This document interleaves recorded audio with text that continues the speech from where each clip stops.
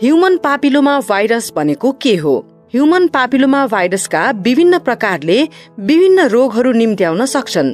हामी तिनीहरूलाई क्यान्सरसँगको सम्बन्धका आधारमा उच्च जोखिम र न्यून जोखिम प्रकारका एचपीभीमा वर्गीकृत गर्छौं। उच्च जोखिम एचपीभीले गर्भाशयको मुख, योनि, भल्भा, मलद्वार आदि क्षेत्रका क्यान्सरहरू गराउन सक्छ। गर्भाशयको मुखको क्यान्सर, सर्भाइकल क्यान्सर, स्थानीय महिलाहरूका लागि 10 सबभन्दा सामान्य क्यान्सरहरू मध्ये एक हो र क्यान्सर मृत्युको एक प्रमुख कारण हो। लगभग सबै गर्भाशयको मुखको क्यान्सर उच्च जोखिम प्रकारका एचपीभी कारणले हुन्छन्। स्कुल उमेरका बालबालिकालाई एचपीभी खोप किन दिइन्छ? के एचपीभी खोपले चाँडो यौन गतिविधि प्रारम्भ गर्न उत्साहित गर्छ? एचपीभी खोपले गर्भाशयको मुखको क्यान्सर र एचपीभी संक्रमणबाट हुने अन्य क्यान्सर तथा रोगहरूबाट रोक्न सक्छ। विश्व स्वास्थ्य संगठन WHO ले 9 देखि 14 वर्ष उमेरका किशोरीहरूलाई यौन सम्पर्क पूर्व एचपीभी खोप दिन सिफारिस गर्छ र खोप छुटेका र 18 वर्षसम्मका किशोरीहरूलाई क्याच अप खोप दिन सुझाव दिन्छ। अनुसन्धानले देखाएको छ कि एचपीभी विरुद्ध खोप लगाउँदा किशोरीहरूमा चाँडो यौन गतिविधि प्रारम्भ गर्न प्रेरित गर्दैन। के एचपीभी खोपहरू सुरक्षित छन्?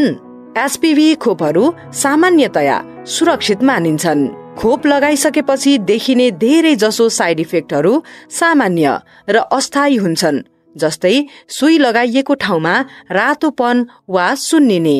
केही व्यक्तिहरूलाई खोप लगाइसकेपछि ज्वरो, मांसपेशी दुखाइ र थकान जस्ता लक्षणहरू देखिन सक्छन्, तर यी लक्षणहरू स्वाभाविक रूपमा हराउँछन्। हामीले एचपीभी खोप यति कम उमेरमै किन लगाउनु पर्छ? गर्भाशयको मुखको क्यान्सर त यति कम उमेरमा हुने होइन र?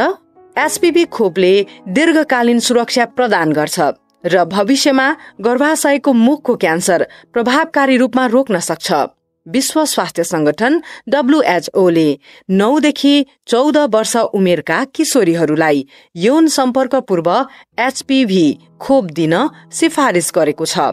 एचपीभी खोपलाई प्राथमिक कक्षा 5 र कक्षा 6 का किशोरीहरूका लागि हङकङ बाल्यकाल खोप कार्यक्रममा समावेश गरिएको छ। प्राथमिक कक्षा 6 का किशोरीहरूको खोप लगाउने अनुपात 90% भन्दा बढी छ। यदि म यौन रूपमा सक्रिय भइसकेकी छु भने के म अझै पनि एचपीभी खोप लगाउन सक्छु?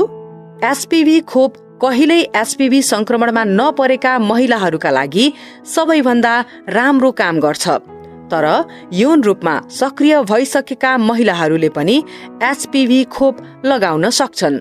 तपाईले एचपीभी खोप लगाउनु भएको छ वा छैन? यौन रूपमा सक्रिय भएपछि नियमित रूपमा गर्भाशयको मुखको जाँच गराउनुपर्छ। गर्भाशयको मुखको क्यान्सर रोक्ने उपायहरू के हुन्? एचपीभी खोप बाहेक नियमित रूपमा गर्भाशयको मुखको जाँच गराउनु गर्भाशयको मुखको क्यान्सर रोक्नको लागि प्रभावकारी तरिका साबित भएको छ।